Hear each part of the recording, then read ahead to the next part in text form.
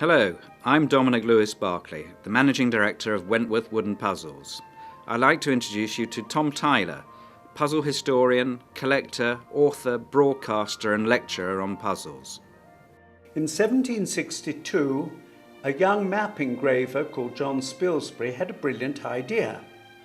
He mounted one of his master's maps on some thin board and then cut around the boundaries of the countries.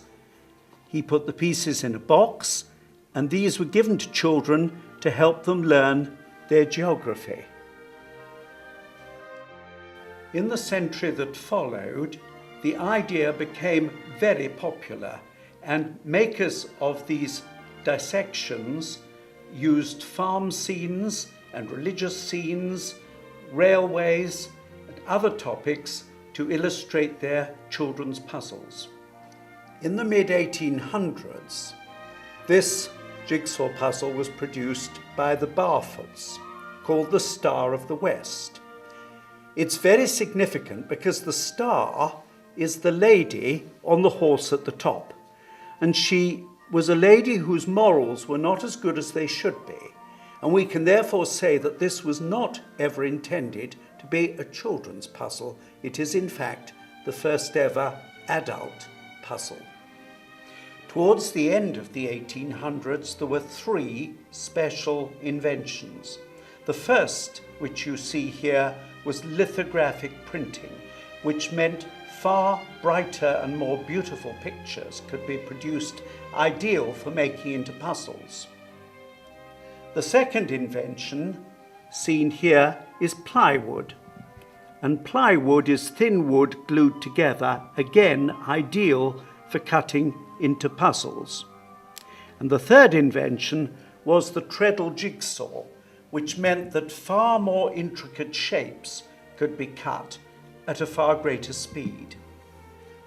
The result of these inventions was that the most wonderful puzzles began to be produced by expert cutters. They used every trick of concealing corner pieces and edge pieces. They would put straight pieces in the middle of the puzzle to look like edge pieces, and as in this puzzle, the puzzles were line cut so that it was extremely difficult to know where pieces would fit in, especially because you were not supplied with a picture.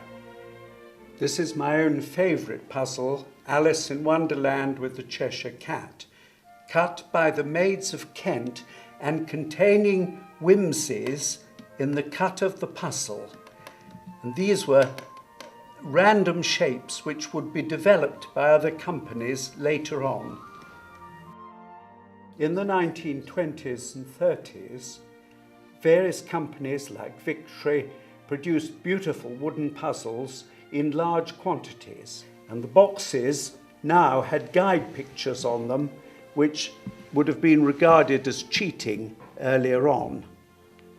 This one is cut by Enid Stocken, who was a great friend of the mother of Kevin Wentworth Preston, who founded the Wentworth Company. Here you can see whimsies, a spade and a crocodile and others cut into the shape of the puzzle. In the 1920s, the Great Western Railway commissioned jigsaw puzzles from Chad Valley to advertise the railway. This one shows their most splendid locomotive, King George V, and it's cut to the outline of the locomotive at the top. Following the Great Western Railway, the Cunard Steamship Company produced souvenir puzzles. These small ones made from postcards could be bought on board the ships. In 1934, Cunard launched the Queen Mary, which was a huge national event. And in fact, puzzles were produced showing the liner before she'd even been launched. In the 1930s, the Victory Company concentrated on children's puzzles. And this puzzle, showing the nursery rhyme Tom, Tom the Piper's Son, is typical of the lovely puzzles they produced. This 600-piece puzzle represents the climax of Chad Valley's pre-war production. Like most puzzles, or many puzzles, it's got one piece missing, which has now been replaced so that the puzzle is complete once again. The outbreak of the Second World War produced problems for jigsaw puzzles. Plywood pretty well disappeared, and cardboard puzzles tended to be of pretty poor quality, as with this one of the 5 cars, which was a great favourite of my youth. Waddington's produced marvellous circular wildlife puzzles. This one shows sporting dogs, but there were many of birds and wildlife of other sorts. And this one of the Olympic Games at Tokyo in 1964 is particularly topical this year.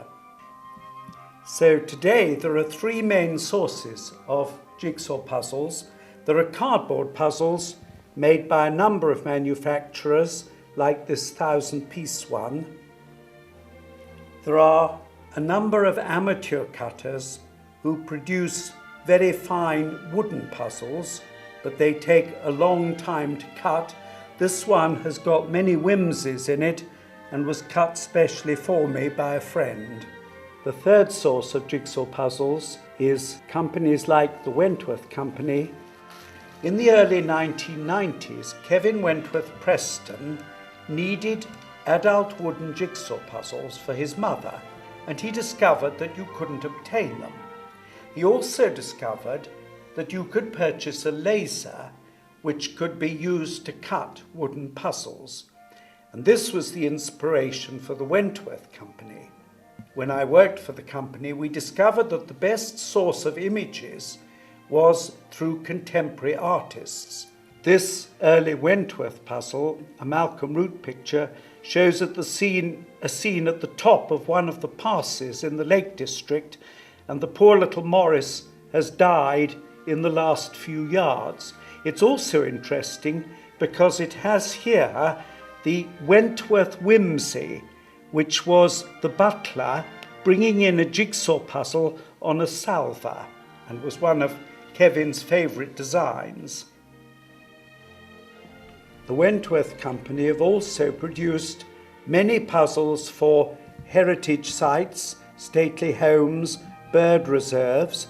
This lovely Thorburn painting, again with whimsies cut into it, would do very well as a jigsaw puzzle for a stately home in the Highlands of Scotland.